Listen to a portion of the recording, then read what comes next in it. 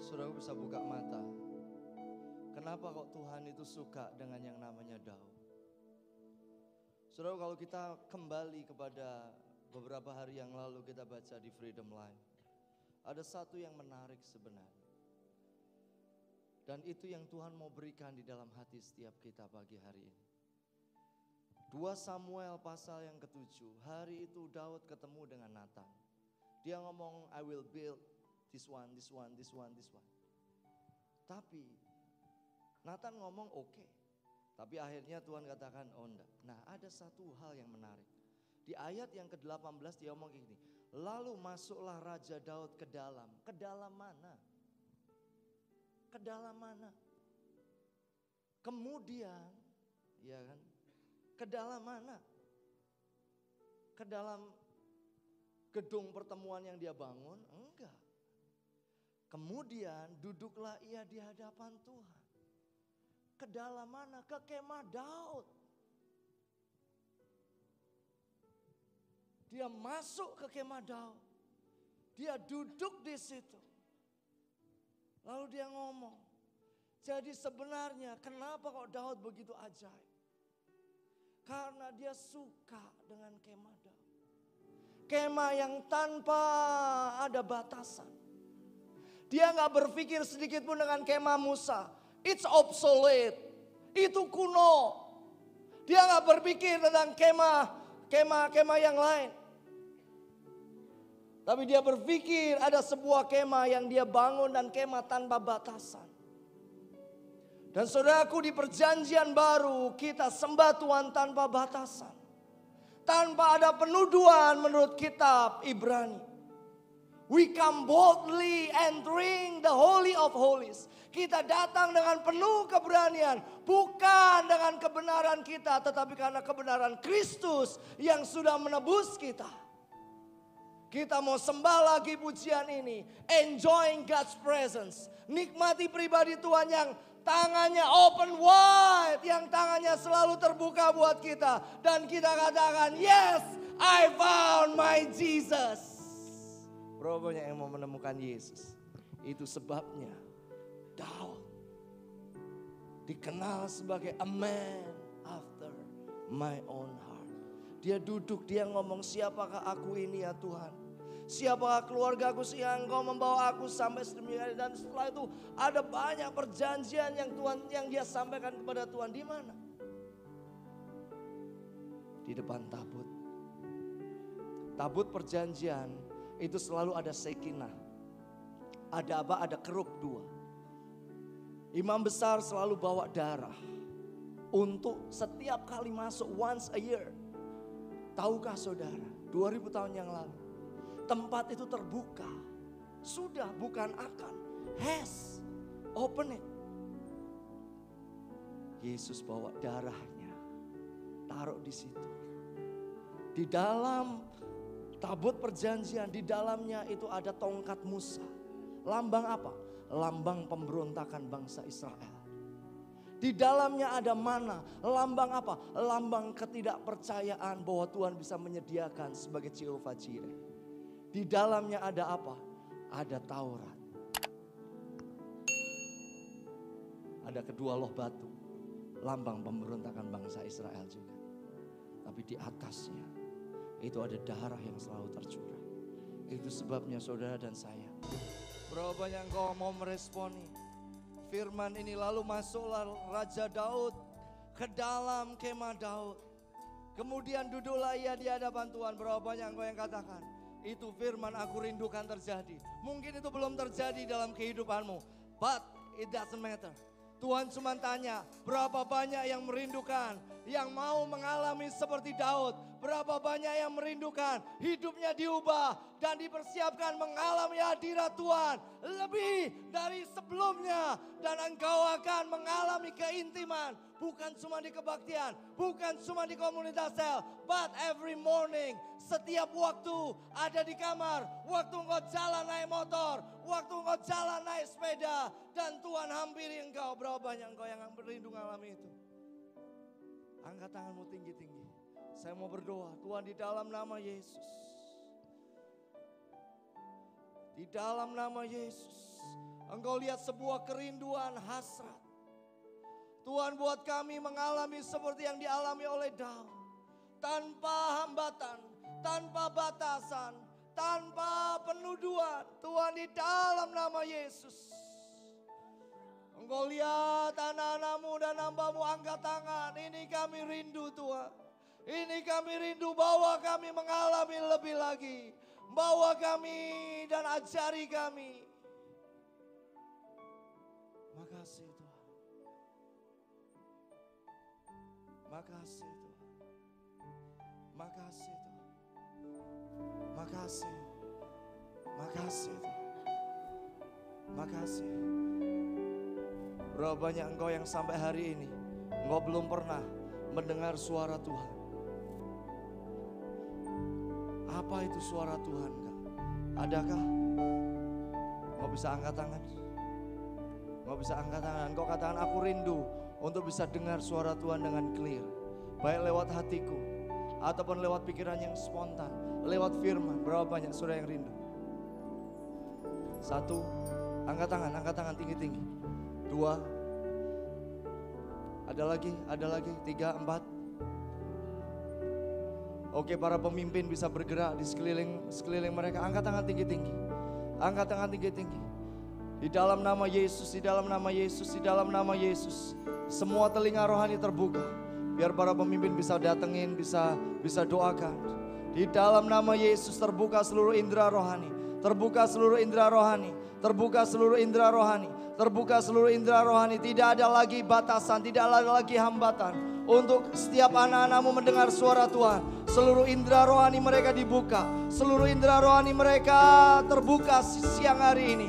Di dalam nama Yesus. Tidak ada kebuntuan. Tidak ada ketulian rohani. Tidak ada ketulian di dalam nama Tuhan Yesus. Biar pada waktu anak-anakmu membaca firman, engkau bicara dengan kuat. Engkau sampaikan isi hatimu dengan kuat. Di dalam nama Tuhan Yesus Kristus. Hari ini, terima kasih Tuhan. Kerja di dalam hati kami lebih lagi. Kami minta roh hikmat. Kami minta roh wahyu. Ajari kami roh Tuhan. Untuk kami mengerti kebenaran firman-Mu. Singkapkan mata roh kami roh Tuhan. Kami mau angkat perjanjian darah. Karena di mana ada darah Yesus, Engkau kerja dengan cara yang ajaib. Roh Kudus kerja dengan cara-Mu yang luar biasa. Karena darah Yesus ditinggikan di tengah-tengah kami. Terima kasih Tuhan, terima kasih. Dalam nama Yesus semua yang diberkati Tuhan, katakan amin. Silakan duduk dalam hadirat Tuhan. Saudara, berapa banyak saudara yang merindukan sesuatu yang ajaib terjadi dalam hidup setiap kita? Amin. Katakan buat kanan kiri kita, sesuatu yang ajaib sedang akan datang buat hidupmu. Promosi Tuhan sedang datang di dalam kehidupanmu. Studimu akan diangkat tinggi oleh Tuhan. Amin. Amin. Skripsimu akan selesai tepat pada waktunya. Amin. Dan akhirnya pasangan hidup yang takut akan Tuhan, Tuhan akan sediakan buat setiap saudara. Amin. Ya, jangan cari pasangan hidup yang tidak takut akan Tuhan. Ya, tidak ada gunanya menikah. Better tidak menikah daripada menikah dengan orang yang tidak takut akan Tuhan. Yang percaya katakan amin. Ya, menikah sekali minimal 50 tahun. Ya kok ya, minimal 50 tahun. Ya. Kok 50 tahun? Ya ada yang 70 tahun udah jadi opa-oma, ya tapi minimal 50 tahun. Dan mesti menikmati yang namanya Taman Eden, bukan Taman Edan. Yang percaya katakan amin. Ya, beberapa hari ini Pak Yus sampaikan tentang hati. Ya, sejujurnya selama 2 minggu terakhir saya tidak bersama-sama dengan saudara. Kangen Kak? Kangen saudaraku. Ya kan. Walaupun kemarin saya ada di GKK di Bandung Pusat, itu di pelayanan anak-anak muda. Jangan salahkan saya kalau mengundang dan saya khotbah, saya anggap itu tempat fire community. Ya kan, nyanyi, altar call, sampai pemain drum katakan, Kak capek betul, ya kamu sendirian. Kalau di Jogja ada 2 dan 3 yang menggantikan. Tetapi ajaib. Saudaraku, itu ajaib. Kita akan lihat sebuah gelombang. Kita lagi siapkan sebuah gelombang kegerakan yang ajaib buat anak-anak muda menyebar dari ujung timur Indonesia sampai ujung barat Indonesia. Amin. Bagaimanapun senjata pamungkas Tuhan itu adalah anak panah. Dan anak panah itu selalu bicara tentang orang muda. Yaitu siapa? Katakan saya. Katakan saya. Katakan saya. Ngomong, lihat sebelahnya. Kamu itu anak panah. Amin. Ya.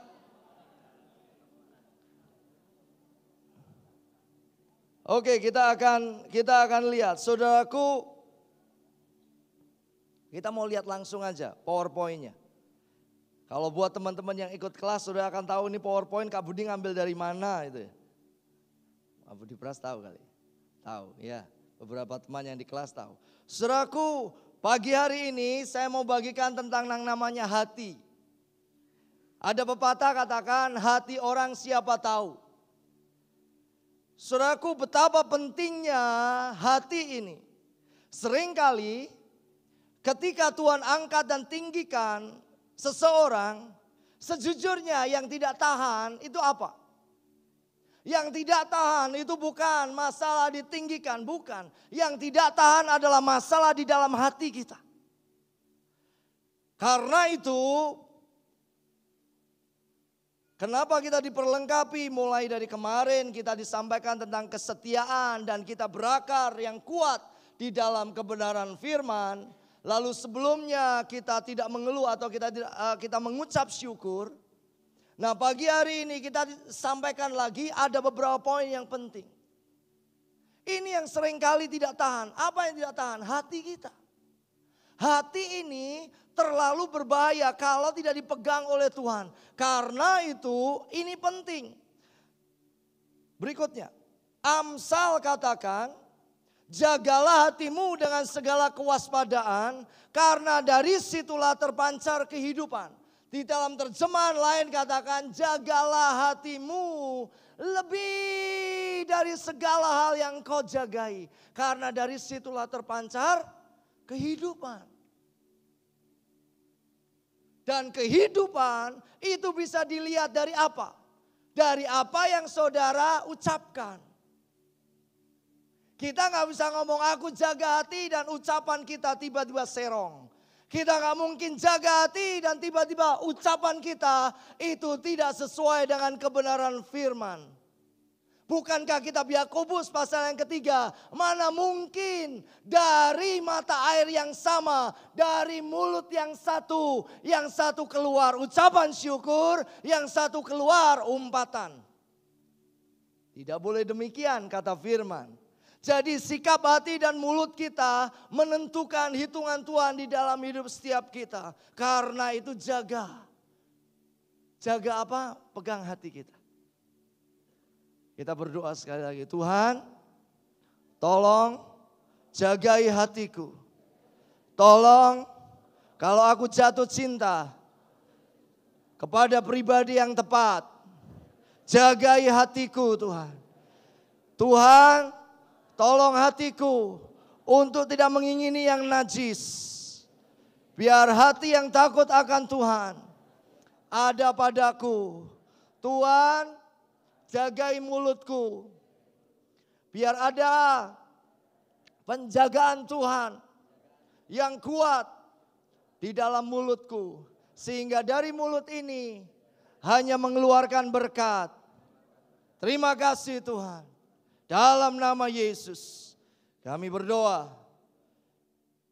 Hati dijaga. Ya, kenapa? Karena ini penting. Karena ini, mari kita lihat berikutnya. Itu ayat yang tadi saya sampaikan. Dengan lidah kita memuji Tuhan Bapa kita. Dan dengan lidah kita mengutuk manusia yang diciptakan menurut rupa Allah. Lisa Bivir katakan, when we curse image of God, kita sedang sebenarnya meremehkan Tuhan pencipta pria dan wanita. Pada waktu kita mengkutuk the gender. Gender itu pria. Oh, kenapa kamu pria?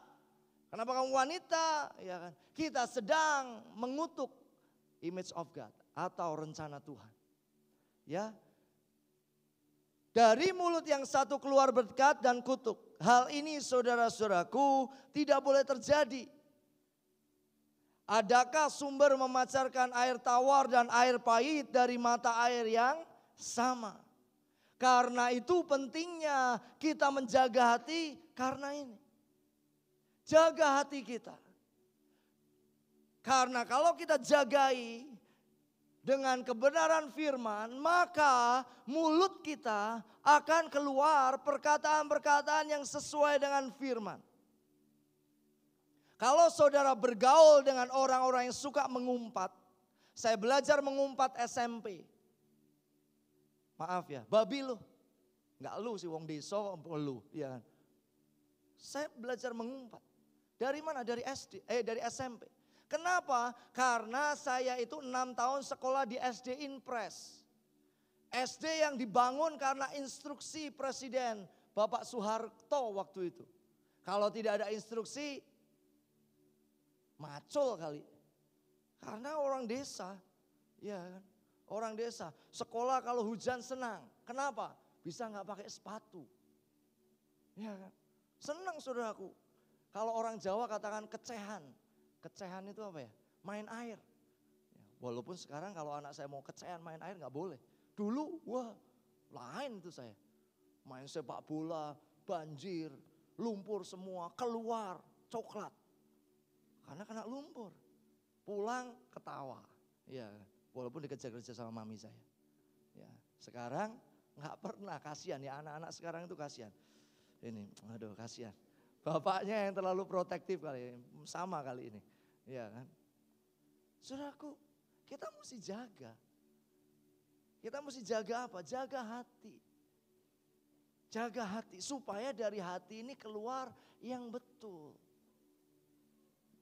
Keluar yang betul. Nah, saya akan bagikan secara singkat. Sejujurnya tadi disampaikan di pagi hari itu kerendahan hati, kelemah lembutan, dan satunya adalah penyerahan hak. Nah, apa namanya itu? Nah ini saya keluarkan materi saya saudaraku. Nah mari kita lihat berikutnya. Karakter utama manusia itu apa? Kalau saudara mengerti ini saudara akan ajaib. Pikulah kuk yang kupasang dan belajarlah padaku karena aku apa? Karena aku apa? Katakan lemah lembut. Bukan lemah gemulai loh ya. Lemah lembut dan apa? Dan rendah hati dan apa? Dan jiwamu akan mendapat ketenangan. Kenapa jiwa kita penuh dengan konflik? Indomie udah buat, kasih topping macam-macam. Kita mandi keluar, ada tulisan terima kasih. Indominya enak betul.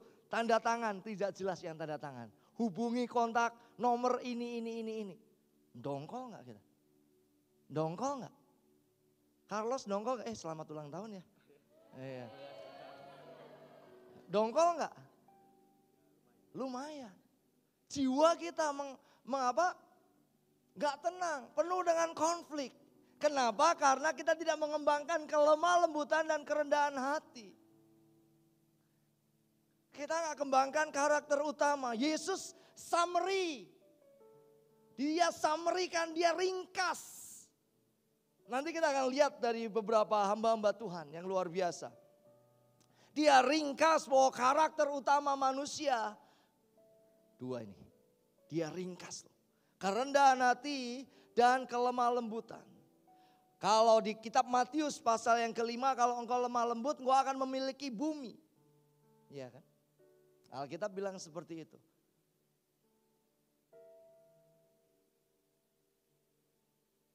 Lanjutkan itu PowerPoint-nya. Nah, rendah hati itu hidup yang berpusat kepada Kristus. Lemah lembut itu mudah dibentuk dan mudah menyerahkan hak. Hak atas apa? Ya tadi itu, Indomie sudah buat bagus-bagus, udah habis mandi keluar mau makan, tiba-tiba diembat. Marah kan gitu. Marah. Kita ngomong ini orang tidak tahu diri. Kenapa? Karena itu hak kita. Hak kita dilanggar. Hak kita diterabas. Hak kita diambil. Direnggut dan direbut. Ya kan? Sehingga apa? Marah kita. Itu yang menyebabkan kita konflik. Di Komsel. Ulang tahun lupa dimasukkan di Instagram. Ya. Ya, lupa masukkan. Yang pegang akunnya lagi keluar kota atau lagi mudik, tidak ada data. Ya kan? Tidak ada pulsa untuk ngisi data. Yang lainnya dimasukkan, tunggu satu. Pas hari itu dia ulang tahun tidak dimasukkan. Langsung kan biasanya kayak gini. Emang gak tahu apa? Hari ini kan aku ulang tahun. Kok gak masuk? Kok gak masuk? Semakin tajam. Keluar aja dari Komsel. Kalau kayak gini, gak enak. Lebih baik gak ada di sini. Nah kayak gitu kan. Siapa yang pernah ngalami itu? Siapa yang pernah ngalami itu? Hah? Siapa yang pernah ngalami gitu? Lalu semakin itu tajam. Mana PKS-ku? Dia mulai langsung pasang di gambar di timeline. Ya kan. Aku sendiri, tidak ada yang peduli. Ya kan. Dia pasang di Instagram.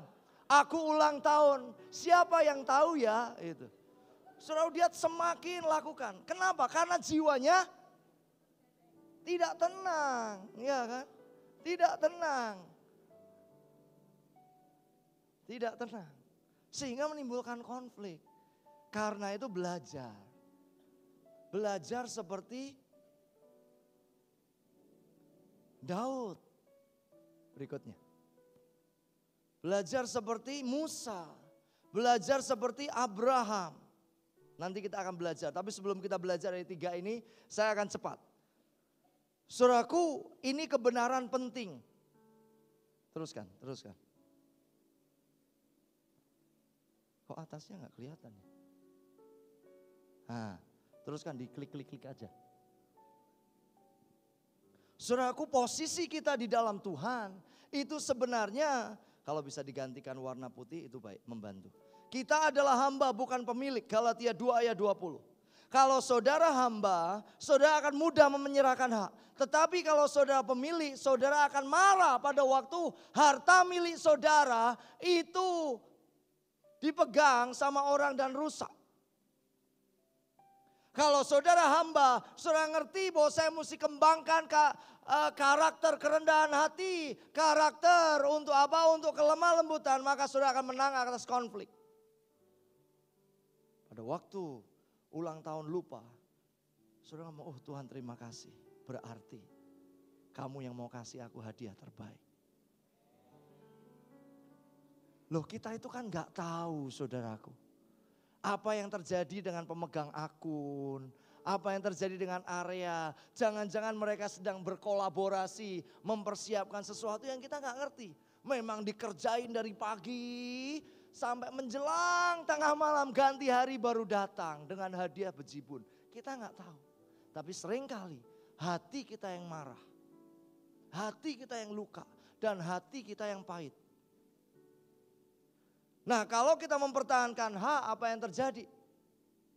Kalah dalam konflik, kecewalah, marahlah, pahitlah. Belajar.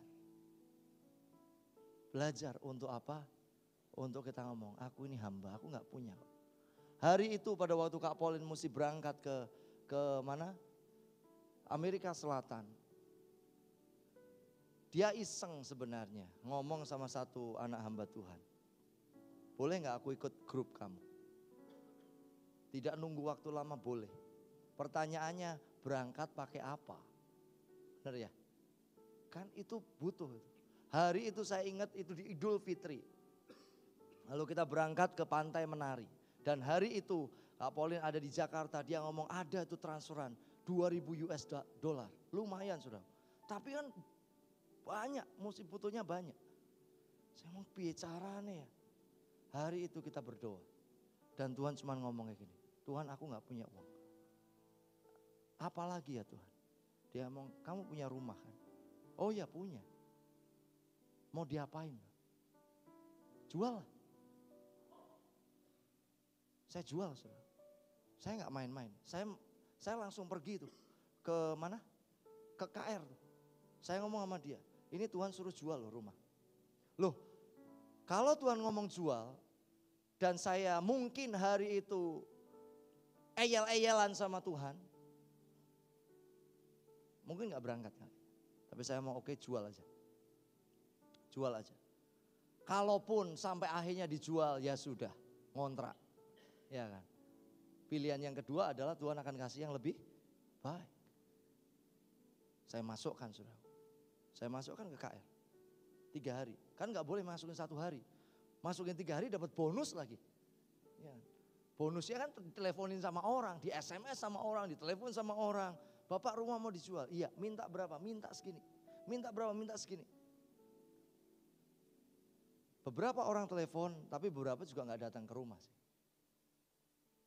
Setelah selesai itu, saya tanya lagi, Tuhan piye? Ini tetap uang belum ada loh. Udah selesai. Saudara, kenapa Tuhan izinkan itu? Tuhan mau lihat hati kita itu berisi rumah atau berisi Tuhan. Saudara udah usia 28, 27, 26. Tuhan belum bicara buat pasangan hidup. Apa respon kita? Marah, pahit, kecewa sama Tuhan. Tuhan, kamu nggak tahu ini usia berapa. Tuhan ngomong tahu. Oh, kamu belum lahir, saya udah tahu kamu. Tapi bukankah kadang-kala kita marah? Ya kan? Makanya pagi hari ini ayo kembangkan kelemah lembutan, menyerahkan hak. Nikah nggak nikah urusan Tuhan. Semakin dikejar itu seperti apa? Ya lari aja dia semakin dikejar. Semakin kita nyerah, semakin mudah. Yang percaya katakan amin. Ya. Saudara punya standar. 1, rambut panjang. 2, bisa masak. Dalam kurung. Jangan cuma bisa masak air atau Indomie itu. 3, udah punya gaji. 4, standarnya banyak banget. Itu yang saya lakukan. Kakak dapat, enggak dapat.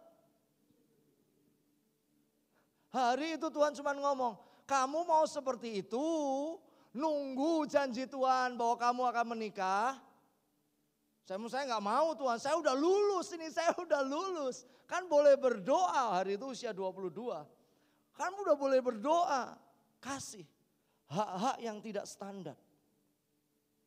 Artinya tidak standar itu suku, itu tidak standar.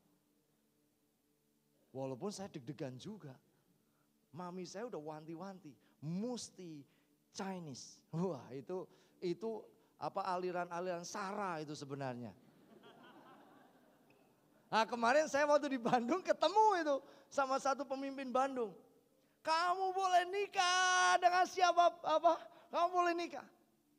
Cuman 1 permintaan mama, mesti Chinese. Saya ngomong ternyata ada teman juga. Akhirnya dia dapat. Ya. Loh saudaraku, saya itu teman-teman pergaulan saya orang Jawa, orang Batak, orang suku lain tapi dibatakkan. Itu kan banyak sebenarnya. Ya. Oh area UGM itu kan suku Batak itu. Nah, yang Chinese itu dibatakkan oleh UGM itu kan. Loh ya kan, ngomongnya, logatnya, semuanya jadi kayak orang Batak gitu kan. Loh ya. Loh saudaraku, loh saya takut juga. Saya udah membayangkan Tuhan nanti kalau nikah, bukan orang Chinese gimana. Cuma saya sama Tuhan udah tak serahin sama kamu, kamu pilihin dah. Ya. Agak polin ini, separuh-separuh, ya kan. Ya kan, separuh-separuh, Hitachi katanya. Emang saudara tahu Hitachi itu apa? Apa? Hitam tapi Cina itu ya. Ah, lumayan saudaraku ya, ajaib. Dia luar biasa saudaraku ya. Jadi, oh ternyata. Nah, lanjutkan gambarnya. Nah apa yang mesti dipotong? Ini dipotong loh. Abraham itu motong Ishak tuh. Ishak itu hak-hak yang mesti diserahkan. Hari itu Abraham dia ajak Lot. Kita mesti belajar yang pertama terhadap Abraham. Abraham itu ajak Lot. Lot itu diberkati gara-gara Abraham. Bukan kebalik. Tetapi apa yang terjadi dengan Abraham? Pada waktu para gembalanya berantem, bertempur. Yang dilakukan Abraham kayak gini. Enggak baik lah. Kita ini kan saudara. Enggak baik ada perang di antara kita. Enggak baik ada konflik di antara kita. Bukankah perjanjian baru itu juga ngajarin kita. Adanya perseteruan atau perselisihan di antara kamu saja itu sebuah apa? Kekalahan. Itu kitab Korintus. Ya, adanya masalah di tengah-tengah komunitas sel, apalagi please jangan rebutan pasangan hidup. Aku udah dapat dulu, aku udah dapat dulu. Nah, diuji aja siapa yang benar. Iya kan? Lo pada waktu ada seseorang yang cerita sama saya. Budi, aku udah dapat Polin. Gawat juga nih. Hari itu saya udah dapat loh, saudara. Cuma saya simpen kan. Saya nggak ngomong, aku juga dapat. Gitu. Nggak baik kan kayak gitu. Ya kan. Masa pedang keluar pedang, kan nggak baik. Ya. Cuma dalam hati saya ngomong, udah biarkan Tuhan yang menjadi hakim di antara kita. Loh iya kan. Dan akhirnya Tuhan menjadi hakim yang benar. Ya kan? Ternyata apa yang saya dengar itu benar. Sejauh ini yang saya dengar tidak pernah keliru. Amin. Coba kalau saya marah-marah. Kok kamu dapat dia? Kok kamu? Berantem saudaraku. Udah tidak jadi saudara lagi. Hari itu Abraham dia ngomong sama Lot. Dia serahkan loh haknya. Pilih sana, kamu pilih dulu. Pilih. Dia lihat lembah Soar. Wih, mantap ini. Dia ambil tuh. Dia tidak pernah tanya sama Tuhan. Lot itu tidak gambaran orang yang tidak pernah bisa menyerap apa yang Abraham alami. Dia nggak pernah tanya sama Tuhan, dia tidak pernah bangun mesbah. Dia masuk ke sana, habis. Habis kan Alkitab ngomong. Istrinya tiang garam keluar. Ya. Lalu anak-anaknya lahir dari Lot. Itu Amon dan Moab. Musuh yang terus-menerus terhadap bangsa Israel. Abraham, dia serahkan hak. Apa hak-hak saudara? Ya. Carlos, hak kamu apa? Hak kamu apa? Hak kamu apa? Hak kamu apa? Apa yang mau diserahkan?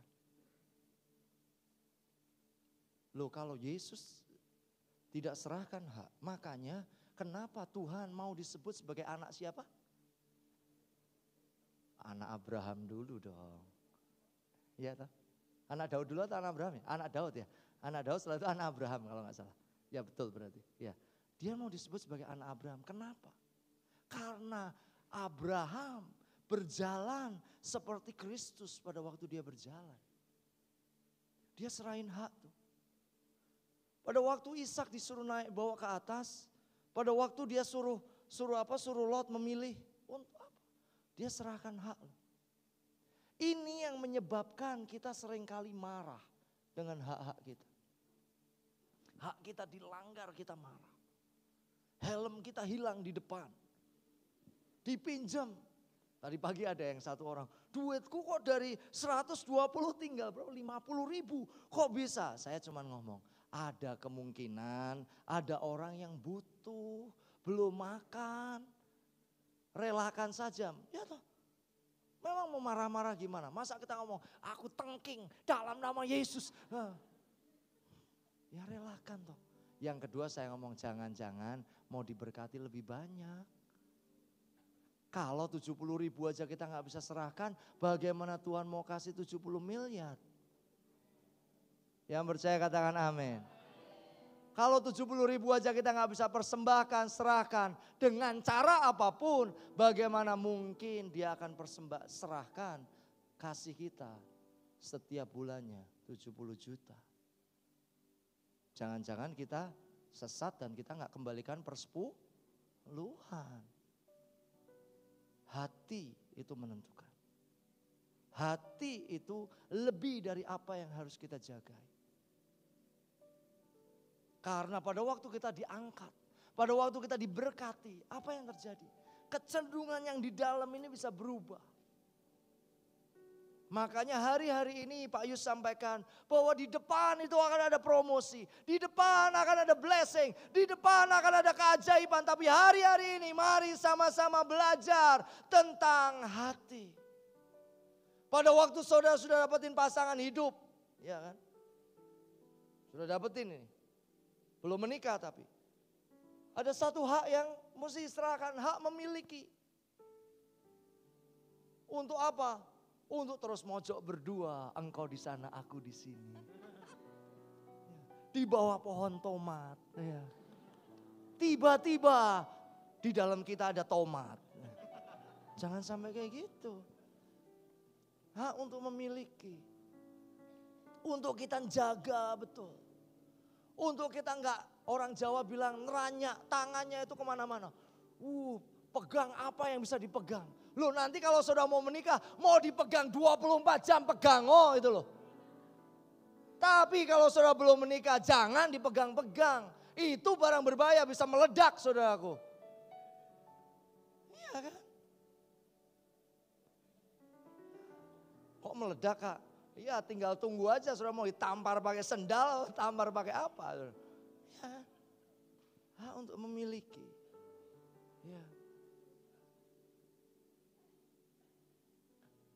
Pada waktu saya disuruh pulang dari Australia, saya konseling dengan beberapa pemimpin yang mengirim saya. Saya ngomong, Kak, saya 2 tahun ini, waktunya saya pulang. Siapa yang ngomong? Tuhan suruh pulang. Saya mau menikah itu ya. Ya pulang aja. Tapi saya tuh ngeyel, saudara. Pulang enggak. Ya kan. Saudara enak memang di sana. Tetapi saya ngomong, Tuhan, sejauh ini kamu bawa saya ke sini, ke Perth, ke Sydney hari itu karena miracle. Ngapain sih saya ngeyel sama Tuhan. Bagimu itu gampang, buat saya keliling dunia itu gampang. Segampang apa? Segampang membalikkan telapak tangan, mudah. Dan hari itu saya ngomong, Tuhan, saya mau serahkan. Udah. Loh saya pegang sebuah jemaat di Sydney. Hari itu tidak ada kepemimpinan dan hari itu jemaat sedang drop. Saya waktu itu masih kuliah di Perth. Dan pemimpin saya ngomong, Budi kamu pindah ke sini. Itu memang permintaan saya di pesawat. Pulang saya pakai Qantas di pesawat. Pulang dari pelayanan di liburan kampus. Lalu di pesawat itu saya ngomong, Tuhan tinggal 6 bulan saya di Australia. Kalau boleh aku pindah ke Sydney. Itu permintaan gak mungkin. Itu permintaan konyol dan gak mungkin bisa dijawab. Kecuali satu orang yang bisa menjawab.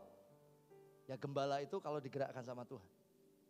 Tiba-tiba besok Seninnya waktu saya libur kampus. Ditelepon, Budi sekarang kemas semuanya berangkat. Saya ngomong, Tuhan amazing. Saya mau pulang. Dia ngomong, Budi kamu pegang Sydney. Saya ngomong, Tuhan gak suruh. Gak berani saya. Gak berani. Saudaraku hak untuk memiliki. Dan hak-hak yang lainnya. Hak untuk balas. Iya kan. Lalu ada apa lagi? Hak untuk dihargai. Bentar, ini kok banyak banget. Nah ini hak untuk bicara yang dihalangi. Yang biasa dipertahankan. Apalagi hak untuk dihargai sebagai pribadi. Ulang tahun lupa dirayain itu ya. Ada yang hari ini ulang tahun? Belum masuk Instagram, sudah bete dari pagi, ya kan. Nyembah Tuhannya lari kemana itu? Kenapa? Karena ngelihat sudah bete, ya kan. Hak menggunakan waktu, mau istirahat, mau tidur, ya kan. Lalu hak mempertahankan hidup, hak untuk membalas, hak untuk mempertahankan sesuatu, hak untuk dilayani. Saudara nggak dilayani marah, emang saudara siapa? Who are you? Yesus datang untuk apa? Untuk melayani dan menyediakan hidupnya menjadi tebusan buat saudara dan saya. That is a Christianity. Itulah karakter penting yang harus kita bangun sama-sama. Kalau itu ada, kita tidak akan pernah marah.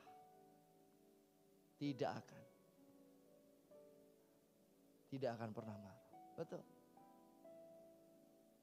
Sudah masak nanti, ya kalau orang udah menikah, ini kan kau Teguh menikah, ini menikah, Ari menikah, saya sudah menikah. Sudah dimasakin, lupa antara garam sama gula. Ya memang beda, kalau dikasih gula manis, kalau dikasih garam asin. Sudah bisa marah.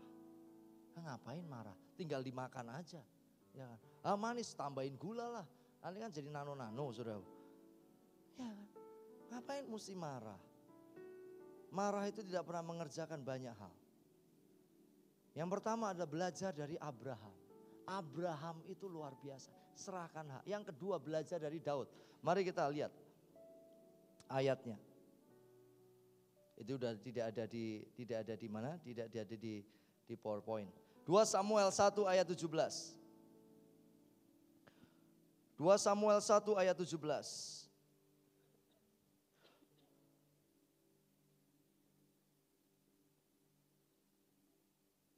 Bisa dilihat di tayangan di atas. Saya akan bacakan. Daud menyanyikan nyanyian ratapan ini karena Saul dan Yonatan anaknya. Dan ia memberi perintah untuk mengajarkan nyanyian ini kepada Bani Yehuda. Itu ada tertulis di dalam kitab orang jujur. Alkitab catat kitab orang jujur cuma 2. Satu ini di sini, satunya itu di waktu Yosua menghentikan matahari dan bulan. Itu cuma 2. Saudaraku, Daud itu berbeda. Pada waktu Saul mati, pada waktu Yonatan mati, hatinya itu tidak bergirang. Yes, akhirnya mati juga. Gua bisa jadi raja ini. Enggak tuh. Ini yang kita mesti punyai. Gabungan antara kerendahan hati dan hormat. Daud itu adalah pribadi yang dia menghargai siapa yang menjadi pemimpin di atasnya, yaitu Saul. Dia nggak sentuh sedikit pun, even puncak jubahnya dipotong, dia deg-degan. Kenapa? Karena dia aku sedang memotong puncak jubah orang yang diurapi. Saya kaget pada waktu Pak Yus sampaikan ini. Tadi malam saya baru di mobil cerita bahwa submission adalah barang langka di tengah-tengah gereja Tuhan, khususnya anak-anak muda. Submission itu penundukan diri. Saya ngomong, itu belum saya posting di Instagram karena saya udah teler tadi malam. Tinggal tidur. Saudaraku, Daud ngerti. Dia diurapi, dia sudah diurapi jadi raja. Tapi dia tunggu tuh waktunya Tuhan. Dia penuh dengan kerendahan hati, dia hormat itu dengan orang itu. Dan itu sebabnya Tuhan suka dengan Daud. Makanya dia mau dikenal sebagai anak Daud. Apakah Daud tidak pernah berbuat salah? Banyak saudaraku. Ngitung salah, ya kan? Benar kan? Dia suruh mendata semuanya salah. Tuhan gak suka. Dia lihat wanita mandi. Makanya jangan lihat wanita mandi yang laki-laki. Enggak tahan enggak? Iya kan? Oh aku tahan sambil bahasa roh kak. Sambil bahasa roh. Mau bahasa roh, mau bahasa Indonesia, mau bahasa Inggris. Tetap aja saudara laki-laki dan saudara terangsang dalam hitungan detik. Yang percaya katakan amin. Saudara enggak tahu bahasa saya?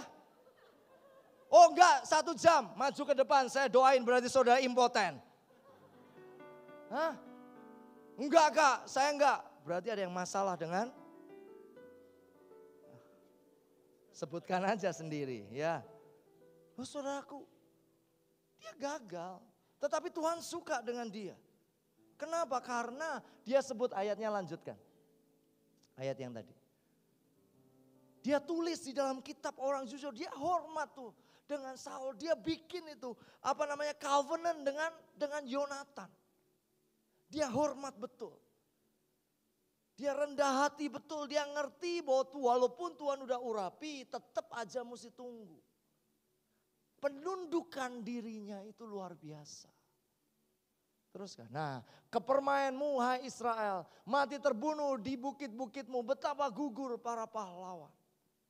Dia sebut dua pribadi itu pahlawan. Saudaraku, jauhlah dari antara kita. Kalau ada orang gagal, lalu kita ngomong, lagi dosa apa kamu? Daud tidak loh. Bukankah itu yang terjadi dengan Kristus?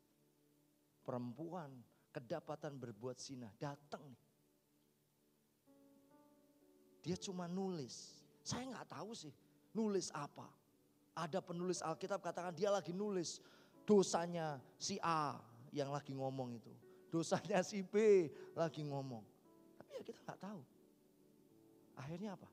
Pergi, jangan berbuat dosa lagi. Seperti apa jadinya perempuan itu? Kita tidak pernah tahu. Tapi Daud itu karakteristiknya seperti Kristus. Dia sebut tuh para pahlawan. Walaupun dia dikejar-kejar. Kalau kita mau belajar submission, cuma satu pribadi aja. Daud. Saudara belum pernah dikejar-kejar sama pemimpin saudara PKS saudara. Untuk Freedom Life, lalu dia bawa parang. Mana? Si Carlos, udah Freedom Life belum? Wah, di depan kamar. Mau gak Freedom Life? Gak pernah kan? Itu radikalisme itu saudaraku. Kita gak pernah. Paling mentok itu satu, ulang tahun lupa diucapin. Ya, masa gara-gara itu saudara ngomong, aku gak mau ikut komsel. Rugi saudaraku. Iblisnya ketawa, tepuk tangan, hore, berhasil. Kayak gitu, jangan. Ya. Kalau kita belajar dari Daud, belajar apalagi yang kedua? Mari kita lihat ayatnya.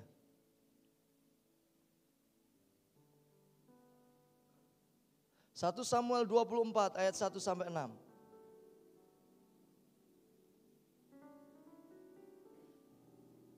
Ketika Saul pulang sesudah memburu orang Filistin itu, diberitahukanlah kepadanya demikian, ketahuilah Daud ada di padang gurun En-Gedi. Kemudian Saul mengambil 3.000 orang yang terpilih dari seluruh orang Israel. Ini hebat nih orang-orang ini. Lalu pergi mencari Daud dan orang-orang yang di gunung batu kambing hutan. Ia sampai ke kandang-kandang domba di tepi jalan, di sana ada gua dan Saul masuk ke dalamnya untuk apa? Membuang hajat saudaraku. Ya. Kenapa dia buang sembarangan? Karena belum ada Indomaret saudara. Ya, Indomaret belum dibuka di mana-mana jadi susah. Tetapi Daud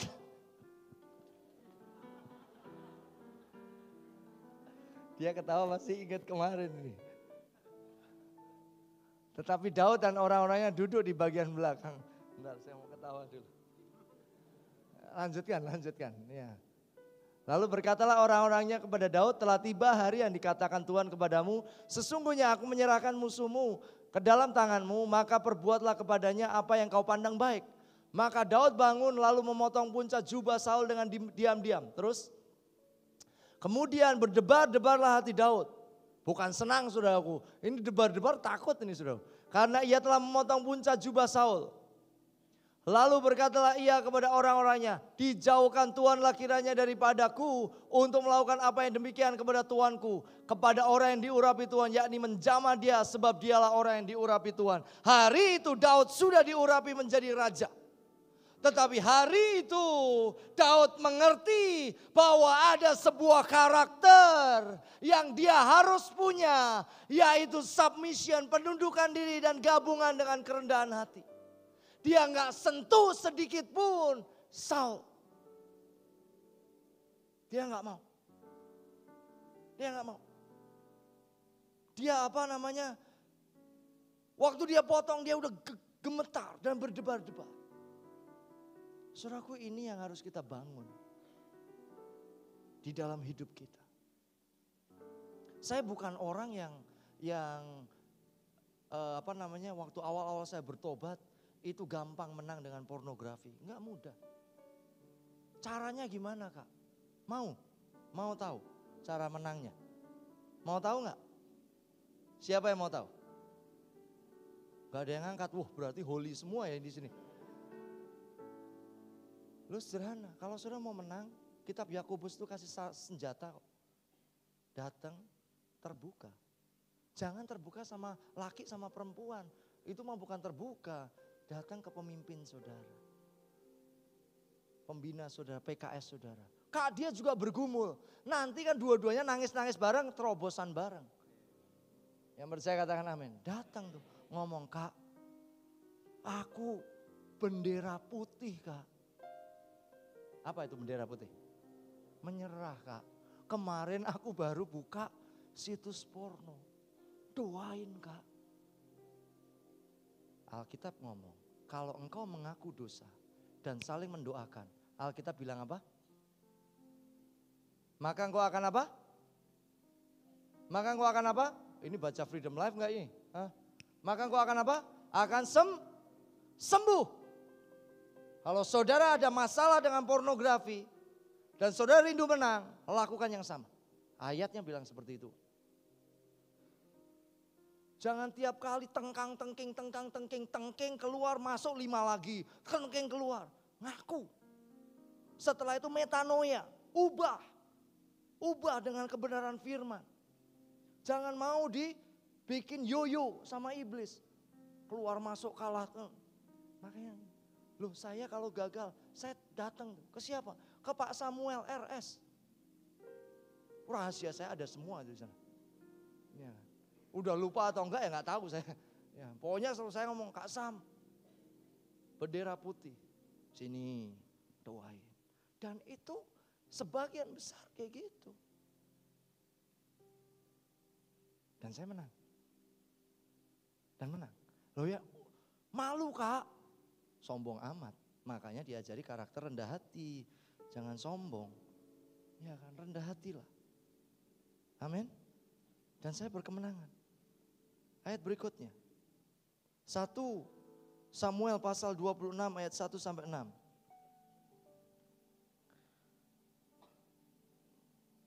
Datanglah orang-orang Zif kepada Saul di Gibea serta berkata, Daud menyembunyikan diri di bukit Hakila di padang belantara. Lalu berkemaslah Saul dan turun ke padang gurun Zif. Ini nepsong banget ini untuk membunuh Daud ini. Ya kan, dengan 3.000 orang yang terpilih dari orang Israel untuk mencari Daud di padang gurun Zif. Berkemaslah Saul di bukit Hakila yang di tepi jalan di padang belantara. Sedang Daud tinggal di padang gurun. Ketika diketahui Daud bahwa Saul datang mengikuti dia ke padang gurun. Disuruhnya pengintai-pengintai, maka diketahuinya bahwa Saul benar-benar datang. Berkemaslah Daud lalu sampai ke tempat Saul berkemah. Waktu Daud melihat tempat Saul berbaring, dengan Abner bin Ner panglima tentaranya, Saul berbaring di tengah-tengah perkemahan. Sedang rakyat berkemah di sekelilingnya. Berbicara Daud kepada Ahimelek orang Het itu dan kepada Abisai anak Zeruya. Saudara Yoab katanya, siapa turun bersama-sama dengan aku kepada Saul di tempat perkemahan itu? Jawab Abisai, aku turun bersama-sama dengan engkau. Terus satu lagi. Udah ya.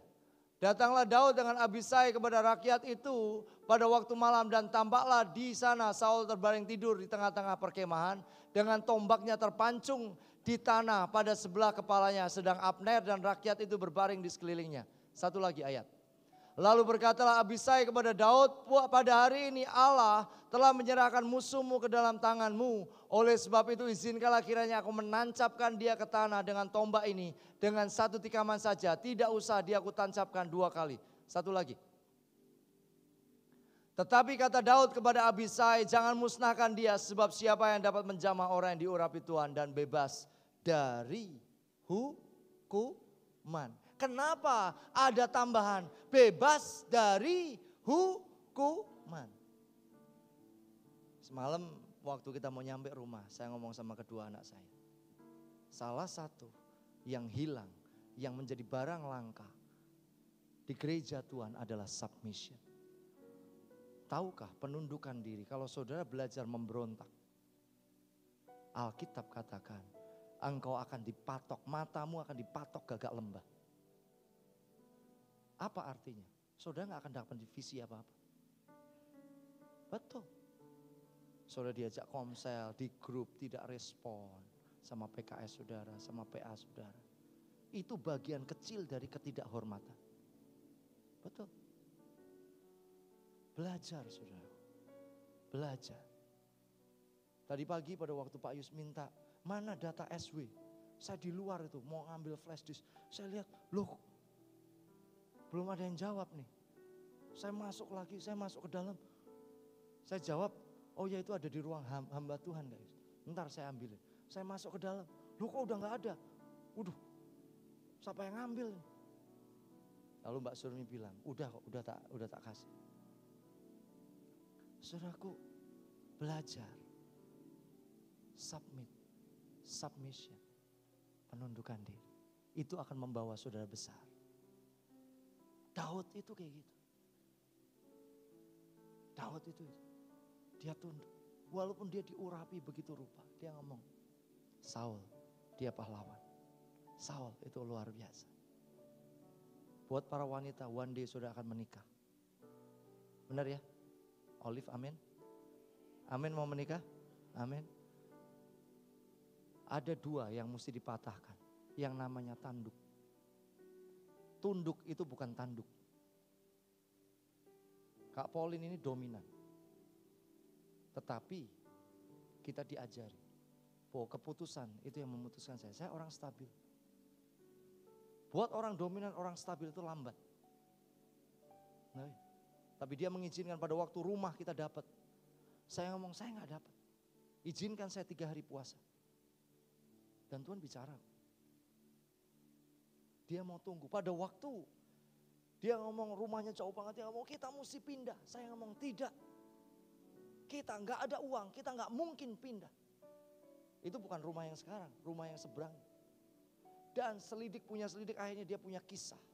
Bagaimana diberkati karena hormat dan tunduk dengan suami. Yang saya tidak pernah tahu. Saya ngomong wow. Dan hari itu dia ngomong, saya udah nggak mau ke taman kerajaan lagi. Saya ngomong ya udah, nggak apa-apa. Tapi emang kita nggak punya uang. Mau beli apa? Saudara tunduk, itu penting. Kalau sudah ada hujan, yang lari halte atau saudara? Kalau hujan kamu lari ke halte atau halte kejar kamu? Sini.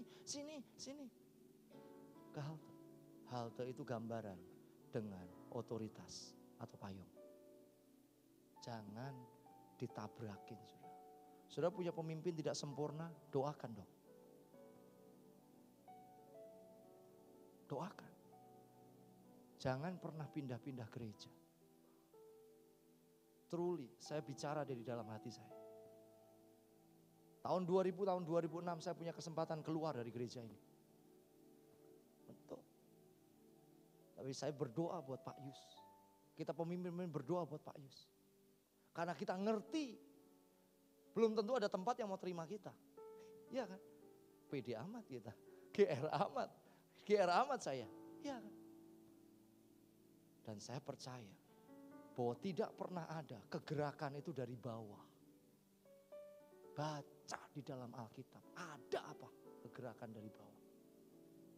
Kegerakan selalu dari atas. WRN bisa besar kenapa?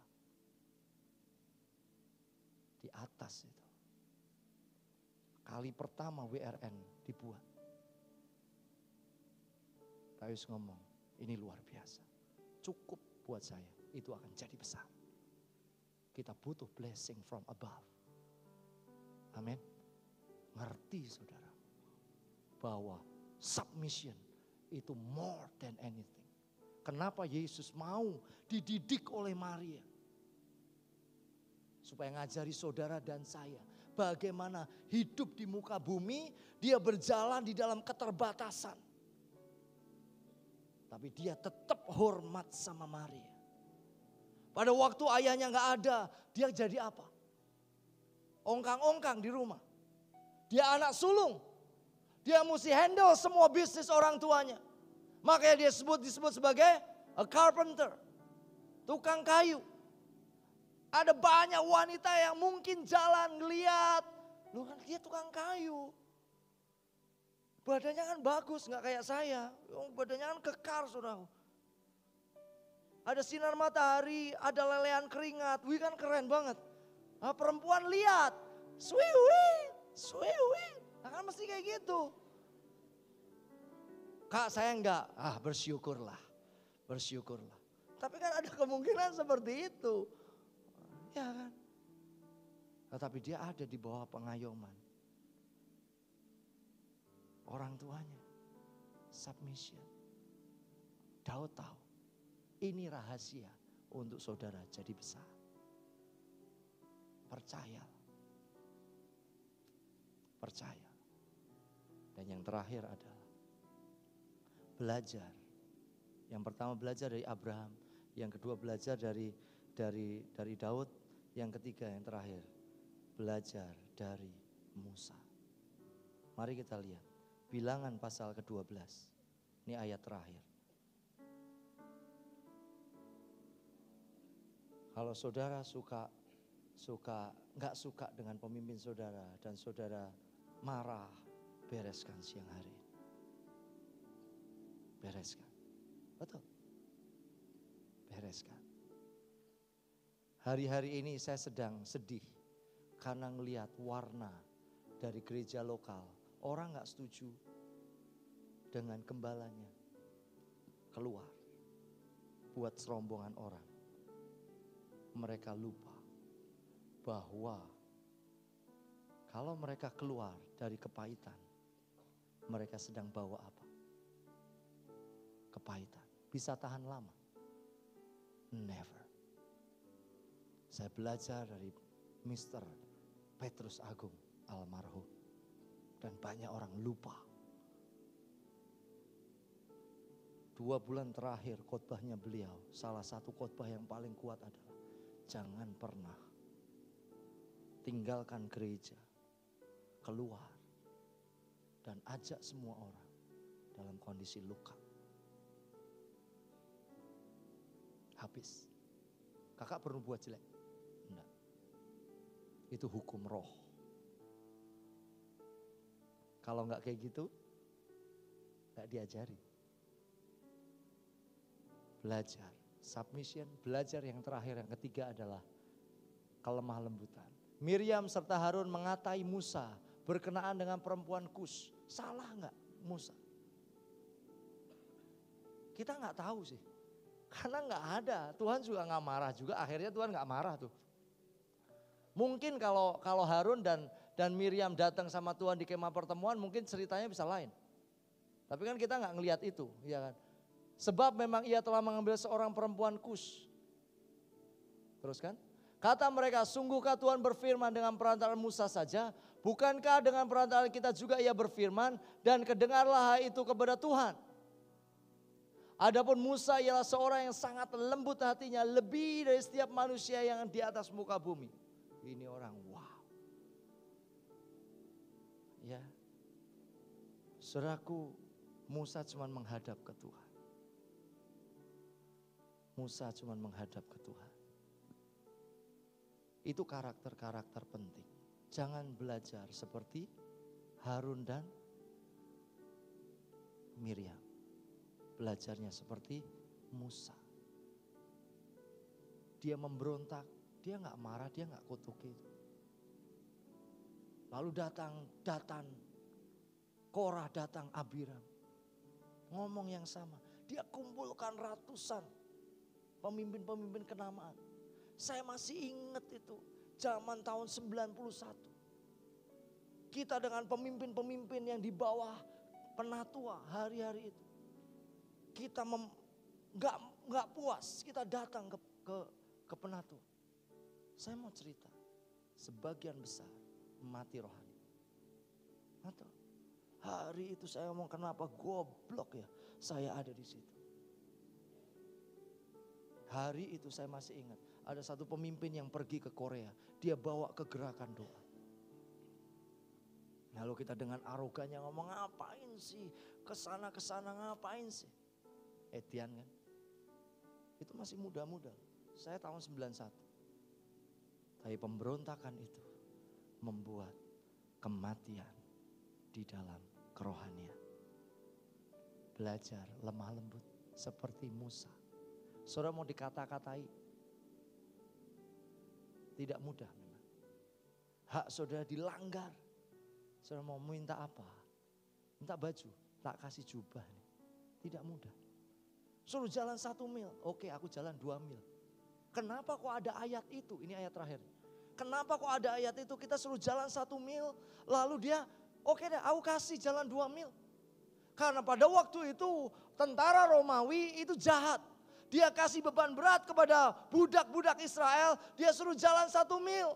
Tetapi Tuhan ajari kalau kamu disuruh itu jalanlah 2 mil. Karena di mil kedua itulah kamu bisa cerita, aku bisa jalan 2 mil. Karena Yesus lakukan sesuatu di dalam hatiku. Karena Yesus ubah hatiku dan aku akan layani engkau.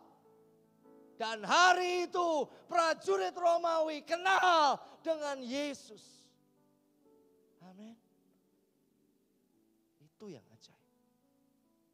Itu yang luar biasa. Berapa banyak saudara yang rindu? Bangun hidup saudara. Saudaraku, ini orang-orang hebat. Kalau di gunung, kayak ini Freedom Life beberapa hari yang lalu. Kalau di gunung, sebutannya gunung apa itu ya? Pokoknya Yesus ajak Petrus, Yakobus, Yohanes, dia lihat ada Musa di sana. Benar ya? Tetapi Matius 1, di sana ada Abraham dan ada Daud. Sejujurnya, kalau saudara mau hebat, belajar dari 3 hamba Tuhan itu. That's all. Dan semuanya itu menggambarkan Kristus. Filipi pasal yang terakhir. Bukan Filipi pasal yang kedua. Filipi pasal yang kedua. Bu Pauline mau nyanyikan lagu ini? Tadi pagi saya gak ngerti, tapi tadi pagi kita berdua di kamar mandi nyanyiin lagu ini. Ya. Ayat yang kelima. Ayat yang kelima, ini nanti ada lagunya itu. Hendaklah kamu dalam hidupmu bersama menaruh pikiran dan perasaan yang terdapat juga dalam Kristus Yesus. Yang walaupun dalam rupa Allah tidak menganggap kesetaraan dengan Allah sebagai milik yang harus dipertahankan. Apa sih yang sudah pertahankan? Ya, dia gak ada yang dipertahankan. Terus, melainkan telah mengosongkan dirinya para pelayan perjamuan bisa maju ke depan. Dan mengambil rupa seorang hamba dan menjadi sama dengan manusia. Dan dalam keadaan sebagai manusia ia telah mengandalkan dirinya dan taat sampai mati, bahkan sampai mati di kayu salib. Itulah sebabnya Allah sangat meninggikan dia dan mengaruniakan kepadanya nama di atas segala nama. Terus, supaya dalam nama Yesus bertekuk lutut segala yang ada di langit dan yang ada di bawah atas bumi dan yang ada di bawah bumi dan segala lidah mengaku Yesus Tuhan. Kristus adalah Tuhan bagi kemuliaan Allah Bapa. Saudaraku, itulah yang dilakukan oleh Yesusmu dan Yesusku. Dan kita pagi hari ini belajar. Ada Abraham, ada Daud, dan ada satunya siapa? Musa. Dan itu ada di dalam Kristus. Amin. Berapa banyak saudara yang mau kembangkan karakter, kelemah lembutan, dan kerendahan hati. Submission. Itu ayat itu, yang ayat pertamanya itu ayatnya Pak Kris Manusama. Hidup ini satu perjalanan, di penghujungnya ada kekekalan. Dan bagi manusia jadi akhir tujuan surga atau kecewa. Hidup ini lembaran waktu harus kita isi tulis dengan kebenaran. Dan bagi manusia jadi akhir tujuan surga atau kecewa.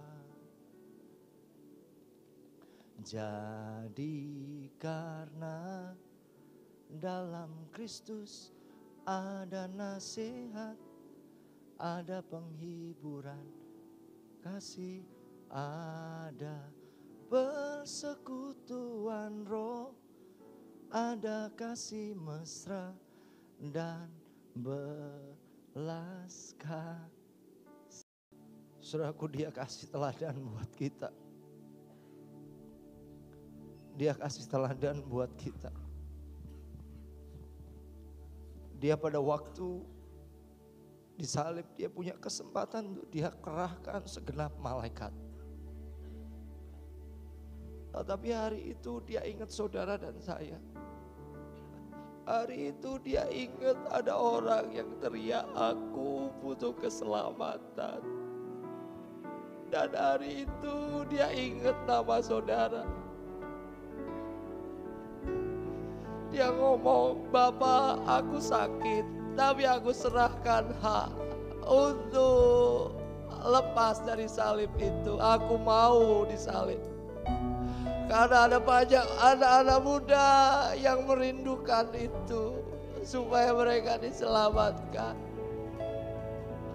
Saudara, itu karakter yang ilahi dari Kristus.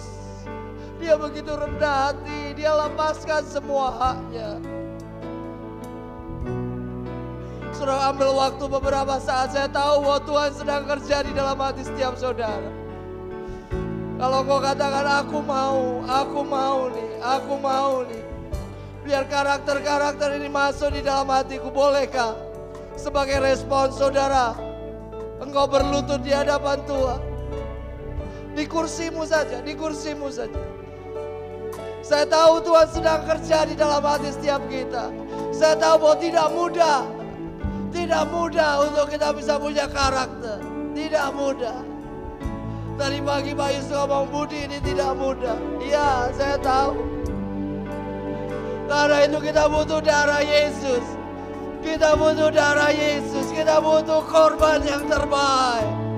Untuk sembuhkan hati kita. Untuk terobos hati kita. Untuk buat hati kita diremukkan oleh Tuhan.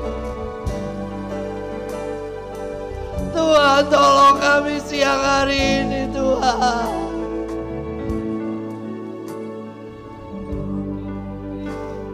Tolong kami siang hari ini, Tuhan.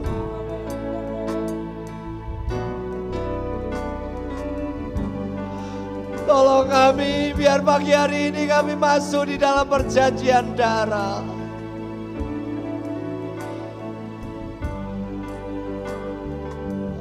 Biar Tuhan sembuhkan hati kita. Kalau kita sedang luka, biar Tuhan sembuhkan hati kita.